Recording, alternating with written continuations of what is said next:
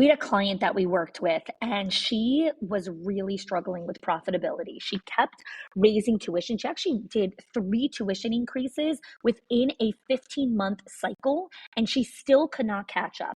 So I helped her work with our 6 money leaks in schools, and she only used 3 of the 6 money leaks and cut her expenses by 50%. 50. She did not fire anyone. She did not slash any of her programs, and she did not work more hours. Again, the 6 money leaks are not hacks or spreadsheets. These are patterns. They are small decisions that feel so normal that your school does, but they quietly drain your school's profit. So if you've ever wondered why you're working so hard, but still not seeing the return, this is your first step to clarity. Click the link in the show notes and find out what it's actually costing you.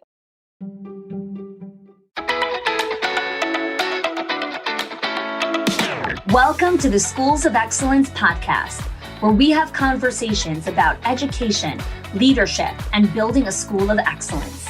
The goal on this show is to bring you clarity, up-level your mindset, and give you practical strategies and inspiration so you can show up with confidence and trust your decision-making.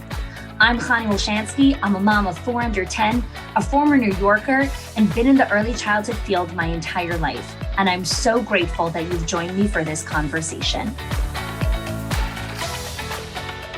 Hey there, and welcome back to another episode of the Schools of Excellence podcast. So this is part 2 in our 3-part series of value-based leadership. So the first episode that we did last week was values through storytelling. Today we're going to be doing part 2, which is role modeling your values as a leader. And next week is part 3, which is all about experiences, routines, and rituals through values and how you really build a value-based school through all of these components. So today we're going to be talking about role modeling. Now, if you think about this concept of role modeling, we've all had role models throughout our lifetime. Parents are typically our first role models that we have. Later, our teachers become our role models. We have friends that we look up to. And then as we sort of grow and evolve, we start having kind of mentors from afar, role models from afar. So maybe it's not necessarily someone that you've met in person, but it's someone that you really look up to. So today's episode, I really want to talk about the qualities of a role model, because in being a leader and in really being someone who can role model the company values through the day-to-day, it really needs to be someone who knows how to role model what it is that you want to see inside of your center. So let's talk about the first quality of a role model. Demonstrates confidence and leadership. A good role model is someone who is positive and calm and confident in themselves. You don't want someone who is exhausted and burnt out or brings the team down. Everyone wants a person who is happy, who is content, but continues to strive for bigger and better. So there's this really, delicate balance between all of these things. And I have this really great quote that I love from Liz Gilbert. Let me just pull that out here. So she has a really great quote, which is, here we go. You are afraid to surrender because you don't want to lose control, but you never had control. All you had was your anxiety. So a lot of times we have leaders that are trying to control everything. They're struggling with confidence. They're struggling with leadership, and they're afraid to surrender control, but they really don't have that. They really just have their anxiety. And another quote, this is actually from someone who's anonymous, is that the happy person is someone who is happy with what they have. They're not in the constant pursuit of more. They're content and they're happy with what they have. And so leaders are people who are just happy with themselves, but they're consistently in the pursuit of excellence. And so to be a role model in a value-based center, in a school that's really led through values-based leadership, is to really understand how to show up in your greatness and in your confidence. Number 2, don't be afraid to be unique. Whatever you choose to do with your life, you need to be proud of the person that you've become, even if it means accepting criticism or ridicule from other people. We want role models who don't pretend to be someone that they're not. We want to be looking up to people who are proud of their uniqueness, who are proud of who they are proud of the risks that they take in the world. So that's another huge component of being a great role model, is not being afraid to be unique. The third and probably the most important quality of a role model is the ability to communicate with everyone. Good communication means listening as well as talking. Too many times we look at great communication as someone who is articulate and a great orator or a prolific writer. Like those are typically people that we look at who are great communicators, but great communicators are also phenomenal listeners. People are energized by leaders who explain why they're doing, where they're going. Great models know that they have a consistent message, they have a consistent vision, and they repeat it over and over and over and over and over again. They're not afraid to come across as too much communication or repetition or whatever it is. People need to understand what it is that you're doing, repeating it again so that everyone understands. So great role models know how to communicate. And when you are listening to this as a school leader, you might be thinking to yourself like, oh, I have really good communication. Another component of the communication besides for talking is the listening. How would you rate your listening skills, your ability to sit in the discomfort, your ability to listen to other people, other people's perspectives, other people's viewpoints? This is where a huge part of communication comes in, as well as conflict, your ability to navigate conflict, your ability to up-level the conversations and accountability that you're having with the team. So communication with everyone is a third component of a really great role model. Number 4, showing respect and concern for others. While you might be super ambitious and driven and successful and smart, choosing to show respect for other people speaks volumes about your character, right? Everyone notices if you start taking people for granted, if you use and abuse people, if you don't show gratitude, you step on others to get ahead. People see that, your team sees that. And so very ambitious people really struggle sometimes by taking other people for granted and not recognizing like, 1 second, like I need to show this person gratitude. I need to be part of this ripple effect. So showing respect for others is a huge part of being a great role model, because again, it's the ripple effect. Like when you show respect, they show respect for other people. It's the same with raising kids, right? When you show respect to your kid, they show respect back to you. So being respectful, huge part of being a great role model. Another component of role modeling is being knowledgeable and well-rounded, right? Great role models aren't just teachers. They're constant learners. They're challenging themselves to get out of their comfort zone. They're surrounding themselves with smart people. When team members see that the role model can be many things, they learn to stretch themselves as well in order to be successful. So this is the classic Carol Dweck's fixed mindset and growth mindset, like the ability to challenge yourself and say, I'm going to go try and get good at this other area, an area that I haven't maybe fully explored yet. So being knowledgeable and well-rounded is you're constantly learning. You're challenging yourself to get out of your comfort zone. You're surrounding yourself with smarter people. All of these things, big components of being a great role model.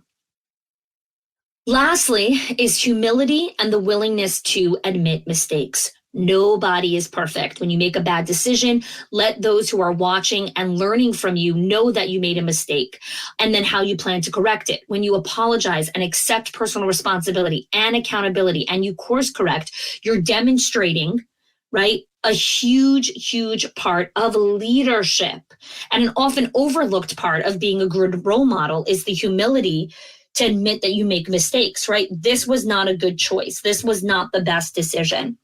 So all of these things are not new concepts for you. We all know that being a great role model is someone who is confident and someone who is unique and someone who knows how to communicate and respects other people and is knowledgeable and has humility. The challenge is really taking action on these things, is really understanding like, okay, how do I actually put this into practice?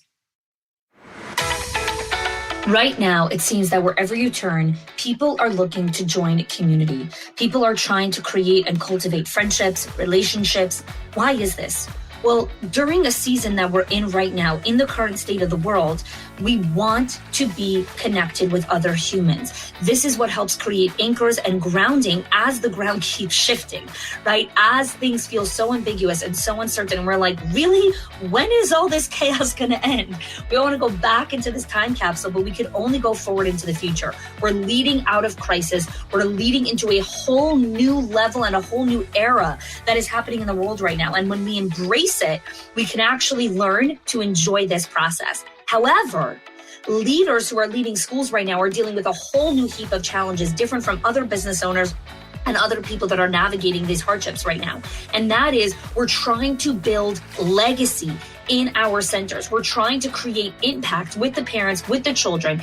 And we're also trying to run all these operations down to licensing and cleaning and payroll and parent communication and teacher communication and staffing and culture and promotions and relationships. And ooh, 1 second, you also have a family who you want to come home to and not bring the leftovers to them, right? You want to bring the best of yourself home. And so you're trying to navigate all these things, all these different worlds, all the boundaries have collapsed, all the roles fit into one. And it's like, whoa, am I ever going to get out of this? Here's the thing. In order to really understand the type of legacy that you want to create and what it is that you're doing, all of it is anchored in who you are, which are your values. Values-based leadership is what is going to help you ride this season all the way through and continue to ride the seasons for decades to come. Remember, if you're listening to this podcast, it's because you want to play the decades game. You're not here for quick transactions. You're not here for quick wins. You're here to play the long game, which is the decades game. When you're playing the decades game, you're building legacy. In order to build legacy, you need to understand values-based leadership. What is values-based leadership? It's designing and building a center where you and your team can make decisions, can retrain your instincts to choose and practice company values on a consistent basis, make choices through it, make hiring decisions, make financial decisions, make any kind of decision through the values-based leadership, and also the reaction and response and proactive measures that you take all are through values-based leadership. So if you want to find out more about this, I am teaching this at the Summit of Excellence, February 28th, March 1st and 2nd, 2023 in sunny Miami, Florida. However, this event is invite only. It is for members and their teams. Why is it invite only? Because building legacy and building impact is not for everyone. Not everyone is interested in building this. Not everyone wants to play the decades game. Some people are playing the transactional game. That's fine. There's no right or wrong. There's right for you. So if you're building legacy, if you're playing the decades game, if you want to build impact, you want to be at this event. If you want to be at this event, I encourage you to apply to our Directors Inner Circle, our Owners HQ program. The link is in the show notes. See if you're a good fit to join us. We'd love to see you and meet you in person in Florida at the Summit of Excellence.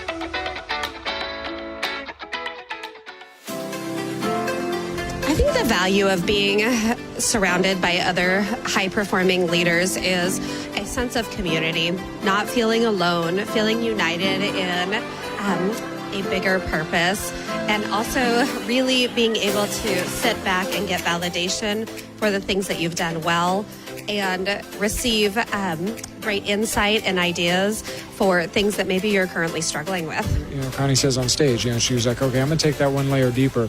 And immediately I'm like, ooh, that's different. Usually you kind of stay on that surface level because you're just trying to communicate to a much broader audience. And so I really appreciated that. And when she says that, she backs it up with some really insightful questions that really do make you think back and go, I haven't really thought about it that way, of why we do that or why I think that way or things like that. It's definitely something that will, and I just texted one of my staff members, this is life-changing. I mean, it's not just like going to NACI or learning a new trick. It's more than that. It's bigger than that. Yeah, you can really see what she's working on in building the community that we really want and need, I think, as childcare owners and directors. And also bringing a lot of levity and fun alongside a lot of reflective, challenging work, which I think when coupled together allows us to really learn and grow in a flexible and adaptive way that I don't know if you would get anywhere else. The reflection is so powerful and allows us to grow so much and take so much back with us. Felt a little bit lonely, and I wanted to kind of be accountable or be held accountable. And Hani has a great content, and I know she always, goes above and beyond for me. So I wanted to come back and just be present and learn more. Each one of her events that Hani has had, each one tops the next. She brings each one to a new level, and Hani is not one that just does the same thing every year. And that's what I love about it, and one reason I do come back each year.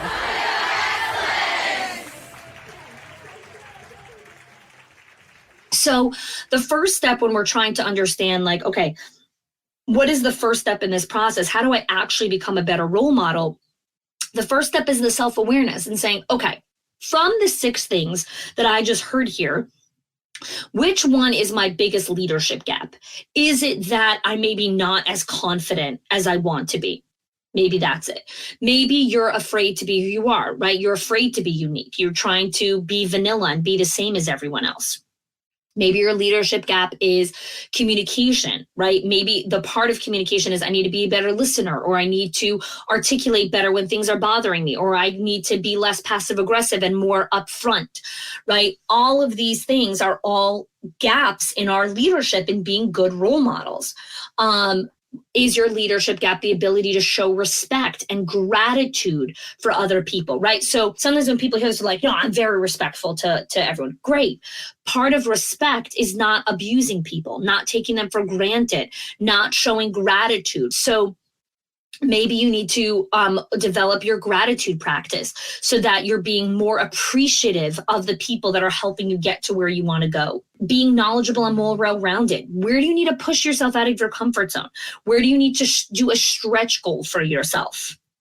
And lastly, is your leadership gap the humility or the willingness to admit mistakes? This is the hardest one, the humility to let go, to the willingness to show like, okay, I made a mistake. Here's how I'm going to make it better. All of these things are huge, huge parts of being a great role model.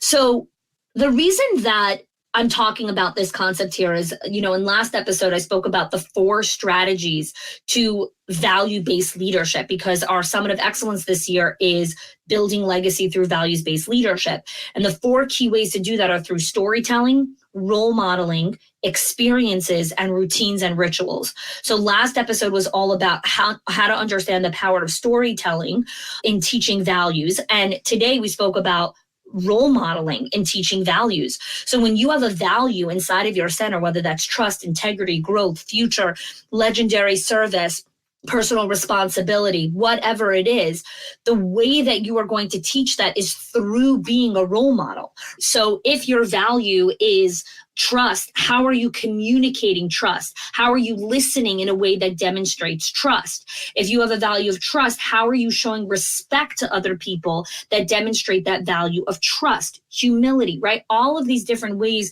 in a way to be a role model, you're doing that through the lens of what the company values are. So if you're thinking about this and you're like, okay, this is great. I know what my company values are. I want to be a better role model with my company values. Maybe I am a really good role model, but I'm trying to figure out how my team can be a better role model, right? I have center directors. I have people that I'm working with. How do I become a better role model? Or how do I help my team become better role models? Maybe you're a good role model, but they're struggling to translate that role modeling inside of their centers. So there's a number of different ways to do this. I'm going to share one specific strategy with you because a lot of the other strategies we're going to be doing at the Summit of Excellence in Miami, in Florida, February 28th, March 1st and 2nd. This is our annual Summit of Excellence. This year, it's for our members and their teams only because we're capping the event at 45 people. So if you're listening to this episode and you really want to come to this event, please ping our team so we could chat with you about our membership options and how the event can be part of that for you. And if you're a member who's listening to this, would love to have you join us at the event. Again, ping our team for more information on that, as the event is not open to the public. You'll have to get a private link to reserve and join us. So one of the strategies when it comes to role modeling and helping your team become better role models is the first step is the awareness of how they're showing up. So the first thing you want to ask yourself is, okay, where is a possible leadership gap with my team? Maybe you have a director who doesn't recognize that she rolls her eyes a lot, when people talk to her, like when people maybe ask her questions that are not as smart or as, question worthy as she finds them or he finds them, and they're rolling their eyes. That is a lack of respect for the person who's speaking. And you might have a value of respect. So the first step is helping them develop the awareness that they're actually rolling their eyes. Another thing, let's say, comes to awareness is one of the owners that I spoke with inside of our legacy group a little bit ago was saying that one of her directors really goes into a little bit of a panic mode anytime someone calls out. And she's like, I really want her to stop panicking. Like, we have processes and systems in place when people call out, like, there's no reason to panic. And I'm like, okay, this is her leadership gap. She needs to recognize what panicking does to the team. So a lot of times leaders and as parents or leaders and as people ourselves, we don't recognize the impact of what we're doing. So we don't recognize that when we panic, it panics the team. We think, oh, I'm just the one that's panicking. Or when we roll our eyes, we don't realize the message that it sends. So you know this in parenting all the time, right? It's parenting 101. Like when a parent is on their cell phone or ignoring their child, the child doesn't interpret it as, oh, my mom is really busy and overwhelmed and she needs to take care of this big project. No, the child interpreted it as, I'm not good enough. I'm not lovable. My parents don't, see me or give me attention. So that must be, there's something wrong with me, right? And you might be listening to, that's so extreme. It's not extreme. That is actually what the child perceives our lack of attention and focus on them. They don't stop loving us. They stop loving themselves. They stop believing in themselves because the one person in their life who's supposed to be there for them is actually not present for them. So they interpret as, I must not be a good person. So very similar to the way that it works inside of our schools is the directors don't realize that when they roll their eyes, what the teacher's perception of that is. It's not that, they're like, oh, she's really overwhelmed, or they don't give you the benefit of the doubt. That's not the way that it works. They are your team and you are the leader. They're like, oh, I must have asked a stupid question. I should never ask questions anymore. Or, I bothered her. I'm a nuisance. I should stop bothering her. I'm not good enough. They interpret it as messages for themselves. And I think to help our leaders recognize that this is the impact of their eye rolling, of their frantic energy, of their, stressed out, of their high anxiety level, of their, oh my gosh, okay, I'm just trying to catch my breath. Like all of those responses, like they have an impact. And recognizing what you're doing that impacts the team is the first step to becoming a better role model, is the first step to becoming a better leader, is just the awareness. Like, do you have awareness of what you're doing? Do you have awareness that you're showing up in this way and doing this, thinking that it's just, well, whatever, no one notices I'm rolling my eyes? No, everyone notices that you're rolling your eyes, because when you're in a position of leadership, everything that you do is magnified. I'm going to say that again for the people in the back. Everything that you do as a leader is magnified when you're in a position of leadership, always, right? So when you came late when you were a teacher, it's one thing. When you come late when you're the leader, it has a whole different significance and a whole different meaning. Which just brings me to my final piece here for today's episode is a lot of times when we're designing our promotional strategy or working on like, okay, I think this teacher is ready to be a director, we might be looking at the mechanics like, oh, they're really good at systems or processes, or, they're very good at enrollment, or they're good at relationships, or whatever it is, which is great. One of the things you need to look at is, are they a good role model? Are they someone that people want to look up to? Are they someone that I want people to look up to, right? It could be that they are someone that people look up to, but they're a toxic genius, right? And I have a whole podcast episode talking about this concept of toxic geniuses, right? People are really smart who do have great performance and the parents love them, but they're toxic for the culture. So when you're choosing like, okay, who is ready for this next level of leadership, it's filtering it through this lens of the role model, right? And come back to this episode, right? The episodes live forever. When you are going back to doing a promotion, you're going back and saying, who's ready for the next level? Or you need to hire someone for your leadership team and you're promoting from within. Come back and listen to this episode and ask yourself, okay, does this person demonstrate confidence in leadership? Is this person not afraid to be unique? Does this person have the capacity to communicate and interact with everyone? Do they have the ability to show respect and concern for others? Are they knowledgeable and well-rounded? Do they have the humility and willingness to admit mistakes? So when you ask yourself these questions, and then you could present these questions to them and say, how would you score yourself in these areas? How would you show up? How do you think you show up in all of these areas? That's what it means to be a role model, right? That's what it means to be a role model. And when you're choosing to enter a position of leadership, you're choosing a position where you are in a lot of the limelight, right? People, and not always in a good way, right? People are scrutinizing your behavior, your facial expressions, your body language, your choice of words, your emails, all of these different things. And leadership is a calling, right? Like, it's a lot easier not to be in the limelight. It's a lot easier not to be in the spotlight, not to be scrutinized for every single thing. When I chose this position of leadership inside of our company, we're scrutinized in a lot of different ways. Anytime your company is becoming more forward facing and you're getting more visibility, it also means more scrutiny, right? More people are assessing and deconstructing every single thing that you're doing.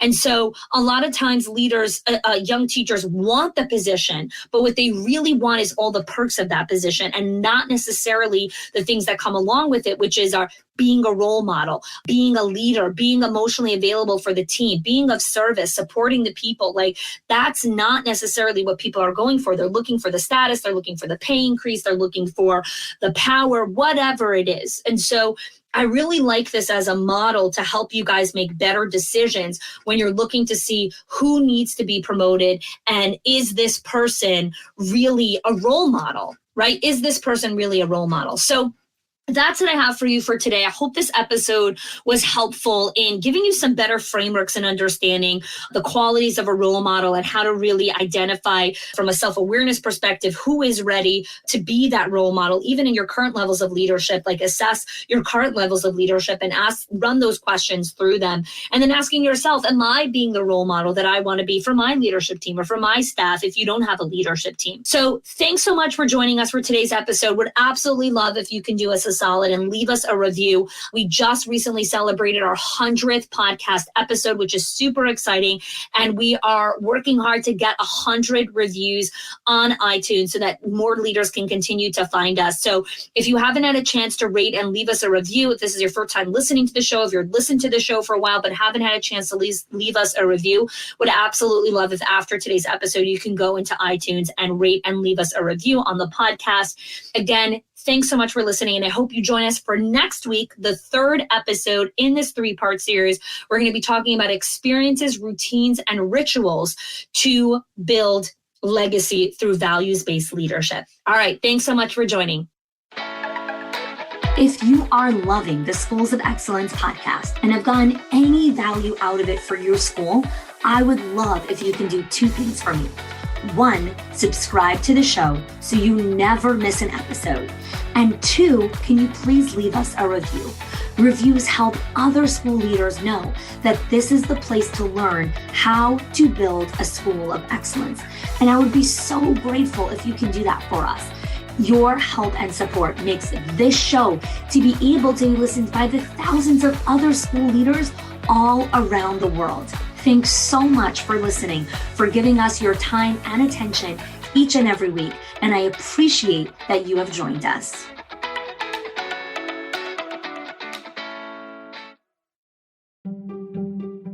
If your accountant has ever told you to cut back on professional development or slash your teacher appreciation budget or your staff development budget just so you could stay afloat, or has told you, hey, you probably can't go invest in that program, please listen. The problem is not that you're spending too much money on your people or yourself or your investment or your support system. It's that your school has invisible money leaks that are draining your profit, leaks that no spreadsheet will ever catch or accountant. So I created the 6 money leaks of schools that show you the 6 core areas that schools lose money every single month without realizing it. If you close even one of them, your profits will start to soar without sacrificing your team. Go get it now and stop blaming the things that are actually building your school.